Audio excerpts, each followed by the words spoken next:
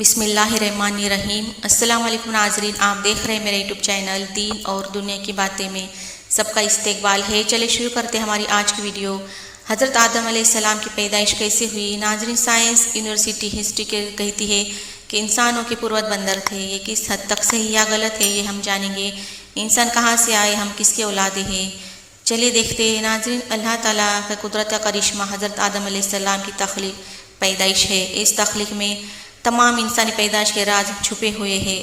آدم علیہ السلام کی ہستی وہ ہستی ہے جس کو پیدا فرما کے اللہ تعالیٰ نے نسل انسان کی بنیاد رکھی۔ پوری دنیا کے پہلے انسان حضرت آدم علیہ السلام جو ہمارے پہلے نبی تھے، حضرت آدم علیہ السلام کی نسل سے تمام انسانوں کی روحوں کو پیدا فرمایا، پھر چاہے وہ مسلمان ہو یا کافر ہو۔ ناظرین، اس ویڈیو میں ہم آپ کو بتائیں گے دنیا کے پہلے انسان حضرت آدم علیہ السلام کو اللہ تعالیٰ نے کس طرح مٹی سے بنایا، وہ مٹی کہاں سے منگوائی، زمین سے مٹی اٹھاتے وقت مٹی کیوں رونے لگی، ان سب سارے سوالوں سے پردہ اٹھائیں گے۔ اس لیے ویڈیو پورا ضرور دیکھیے اور لائک کر کے ہمیں سپورٹ کیجیے۔ اللہ تعالیٰ نے حضرت آدم علیہ السلام کو مٹی، آگ، ہوا، پانی سے اور اپنے دست قدرت سے پیدا فرمایا۔ ناظرین، اللہ تعالیٰ کے ذات کے علاوہ کوئی بھی ذات یا کوئی کائنات موجود نہیں تھی۔ اس وقت اللہ تعالیٰ نے اپنے ذات کے بعد سب سے پہلے جس ہستی کو پیدا فرمایا وہ ہے حضور پاک صلی اللہ علیہ وسلم کے نور اقدس۔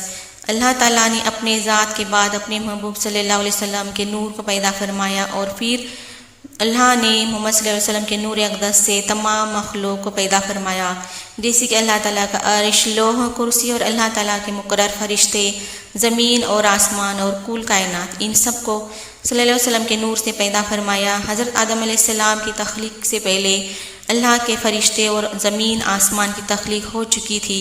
ان تمام اشیاء کو پیدا کرنے کے بعد اللہ تعالیٰ نے انسان کو پیدا کرنے کا ارادہ فرمایا۔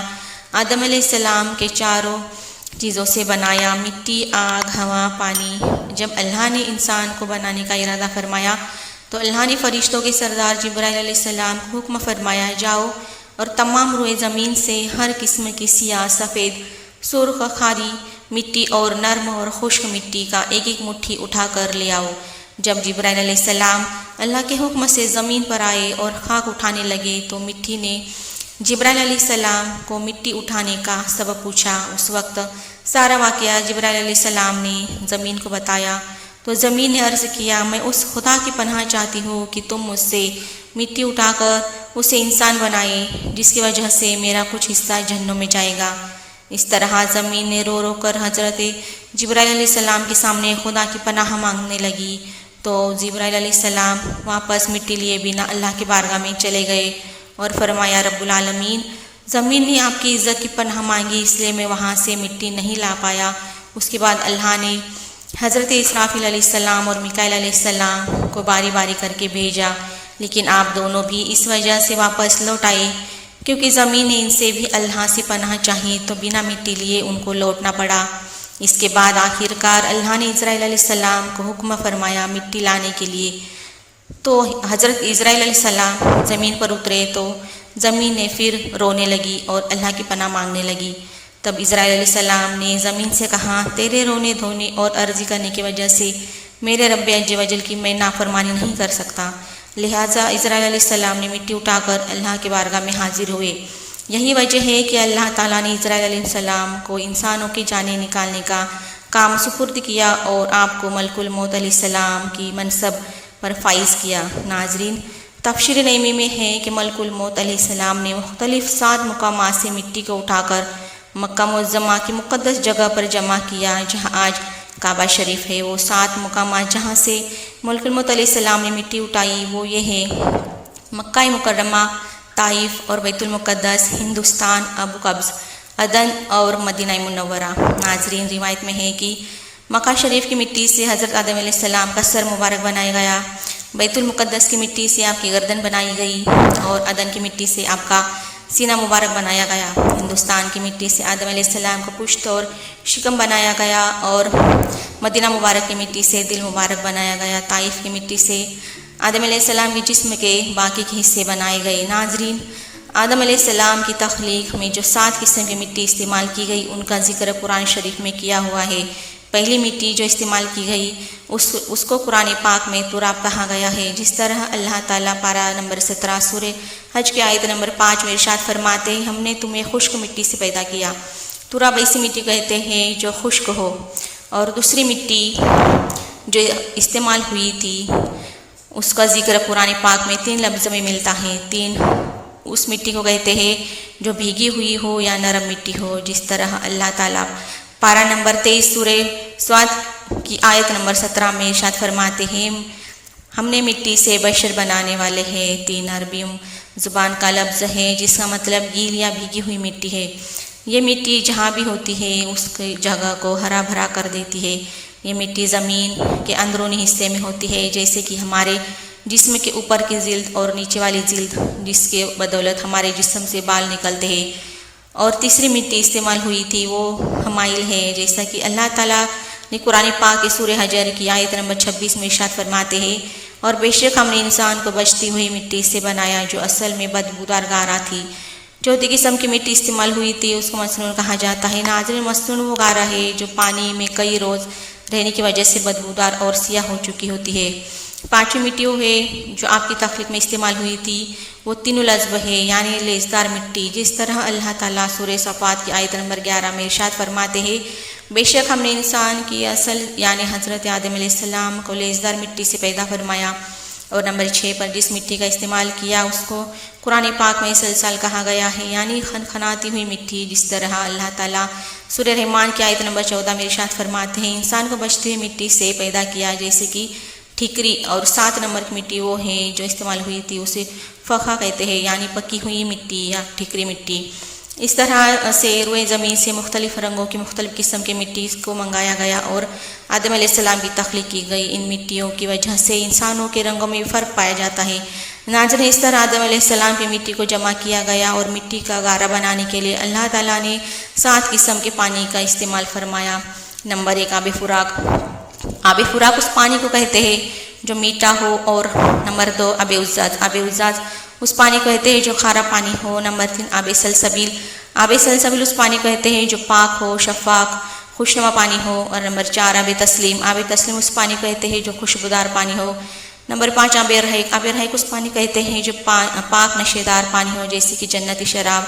نمبر 6 آب کوثر۔ آب کوثر اس پانی کہتے ہیں جسے پیتے انسان دنیا کا دکھ، درد، بھوک پیاس سب بھول جاتا ہے، جیسا اللہ تعالیٰ قرآن پاک میں فرماتے ہیں، انا اعطیناک الکوثر، بے شک ہم نے تمہیں کوثر عطا کیا ہے۔ اور نمبر 7 آب رحمت۔ آب رحمت اس پانی کہتے ہیں جو رحمت والا پانی ہو۔ اس طرح 7 مٹی کو جمع کرنے کے بعد ان تمام پانی کو شامل کر کے حضرت آدم علیہ السلام کی خمیر کی مٹی کو اوندا گیا۔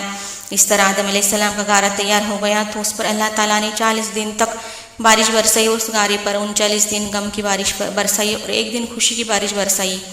اس وجہ سے انسان کی زندگی میں غم زیادہ اور خوشیاں کم ہوتی ہیں۔ تبشیر نعیمی میں ہے کہ حضرت آدم علیہ السلام کا غارہ گھلنے کے بعد تیار ہو گیا، تب اللہ تعالیٰ نے فرشتوں کو حکم دیا اس کو مکہ اور طائف کے درمیان وادیہ نعمان کے عرفات کے پہاڑ کے نزدیک رکھے۔ پھر اللہ تعالیٰ نے اپنے دستے سے حضرت آدم علیہ السلام کا مجسمہ بنایا اور صورت تیار کی۔ اس طرح سے اللہ تعالیٰ نے حضرت آدم علیہ السلام کا مجسمہ تیار کیا تو اس کے بعد اس مجسمے کو خشک کرنے کے لیے 7 قسم کی ہوائیں چلائی گئی، تیز ہوا، دھیمی ہوا، گرم ہوا، سرد ہوا، درمیانی ہوا، رحمت والی ہوا اور صرف ہوا۔ ان 7 قسم کی ہوا کی وجہ سے آپ کا مجسمہ خشک ہو گیا جس کو مٹی اور پانی سے بنایا ہوا تھا۔ اب اس مجسمے کو پکا کرنے کے لیے 7 قسم کی آگ سے گزارا، سیاہ رنگ والی ہوا، سیاہ رنگ والی آگ، سرخ رنگ والی آگ، پیلی آگ، نیلی رنگ والی آگ، دھویں والی آگ اور غیر دھویں والی آگ، تیز اور دھیمی آگ۔ اس طرح 7 قسم کی آگ کو مجسمے سے گزار کے مضبوط اور پختہ کیا گیا۔ ناظرین، اس طرح سے آدم علیہ السلام کا مجسمہ مٹی، پانی، ہوا، آگ سے بن کر تیار ہو گیا اور آدم علیہ السلام کا شکل اور صورت مکمل طور پر بن گئی۔ اللہ تعالیٰ نے حضرت آدم علیہ السلام کو اپنی پسندیدہ شکل اور صورت دے کر پیدا فرمایا، جس طرح اللہ قرآن پاک میں ارشاد فرماتے ہیں، اور ہم نے آدم علیہ السلام کو اپنی صورت پر پیدا کیا۔ جب آپ کی صورت بن کر تیار ہو گئی تو فرشتے دیکھ کر حیران ہونے لگے، تعجب کرنے لگے، کیونکہ انہوں نے اتنی خوبصورت شکل اور صورت پہلے دیکھی ہوئی نہیں تھی۔ جب ابلیس آدم علیہ السلام کی پتلی کے پاس آیا اور اس کے ارد گرد گھومنے لگا اور بولا، اے فرشتوں، تم اس کو دیکھ کر تعجب کیوں کرتے ہو؟ یہ تو اندر سے خالی جسم ہے، جس میں جگہ جگہ پر سراغ ہے۔ اس کی کمزوری کی حال یہ ہے کہ بھوکا ہو تو گر پڑے گا، خوبصورت ہو تو چل نہیں پائے گا۔ اس کے بائیں جانب ایک کوٹڑی ہے یعنی دل۔ یہ خبر نہیں اس میں اللہ تعالیٰ کیا رکھیں گے، شاید یہ کہ یہ لطیفہ ربانی ہے جس کی وجہ سے اللہ نے اس کو خلافت کا حقدار مقرر کیا ہے۔ جب آپ کا مجسمہ تیار ہو گیا تو اللہ تعالیٰ نے آپ کے جسم میں روح ڈالنے کا ارادہ فرمایا۔ اللہ نے جب روح کو پیدا کیا تو اس کو حکم دیا حضرت آدم علیہ السلام کے جسم میں داخل ہو جاؤ، تو روح جسم کے پاس پہنچی تو جسم کو تنگ اور تاریک پایا اور روح جسم کے اندر داخل ہونے سے ڈرنے لگی۔ تب اللہ تعالیٰ نے نور محمدیہ کو حضرت آدم علیہ السلام کی پیشانی مبارک پہ رکھا، جس کی وجہ سے آپ کا پورا جسم نور سے چمکنے لگا اور موتیوں جیسا جگمگانے لگا۔ ناظرین، نور محمدی آدم علیہ السلام کو پیشانی مبارک میں رکھا گیا۔ وہ روح جو ڈر رہی تھی وہ خوشی خوشی جسم میں داخل ہو گئی۔ جیسے ہی اللہ تعالیٰ سورۃ حجر کی آیت نمبر 29 میں ارشاد فرماتے ہیں، جب میں اسے مکمل کر لوں اور اپنی طرف سے خاص معزز روح پھونک دوں تب تم اس کے لیے سجدے میں گر جانا۔ ناظرین، روح جب جسم میں داخل ہونے لگی، روح سر میں داخل ہو رہی تھی کہ آدم علیہ السلام کو چھینک آ گئی اور آپ کی زبان مبارک سے نکلا الحمدللہ۔ اس وقت اللہ تعالیٰ نے ارشاد فرمایا یا رحمک اللہ، اور حضرت آدم علیہ السلام اور اللہ تعالیٰ کی یہی سنت آج بھی زندہ ہے۔ جب روح آدم علیہ السلام کی کمر تک پہنچی تو آپ نے اٹھنا چاہا مگر آپ گر پڑے کیونکہ نیچے کے حصے میں روح ابھی تک پہنچی نہیں تھی۔ اللہ تعالیٰ نے ارشاد فرمایا، بے شک انسان جلد باز پیدا کیا ہے، اور روح مکمل طور پر جسم میں داخل ہوئی اور تمام بدن میں پھیل گئی تو اللہ نے آدم علیہ السلام کو حکم فرمایا کہ فرشتوں کے پاس جاؤ اور جا کر ان کو سلام کرو اور سنو کہ وہ تمہیں کیا جواب دیتے ہیں۔ تو آپ فرشتوں کے پاس گئے اور السلام علیکم فرمایا تو فرشتوں نے جواب دیا وعلیکم السلام ورحمۃ اللہ۔ اس وقت اللہ نے آدم علیہ السلام کو ارشاد فرمایا، یہی الفاظ تمہارے اور تمہارے اولادوں کے لیے سلام کے لیے مقرر کیے گئے ہیں۔ تو آدم علیہ السلام نے اللہ تعالیٰ کو عرض کیا، رب العالمین میری اولادیں کون ہیں؟ تو اللہ تعالیٰ نے آدم علیہ السلام کی پشت مبارک پر اپنا دستہ قدرت پھیرا اور اس وقت تمام انسانی روح حضرت آدم علیہ السلام کے جسم سے باہر نکل آئی۔ تو آدم علیہ السلام نے تمام روحوں کو دیکھا۔ ناظرین، اس طرح سے آدم علیہ السلام کی تخلیق ہوئی۔ تو اللہ کا شکر ادا کرتے ہوئے سب الحمدللہ، سبحان اللہ، اللہ اکبر ضرور کہے۔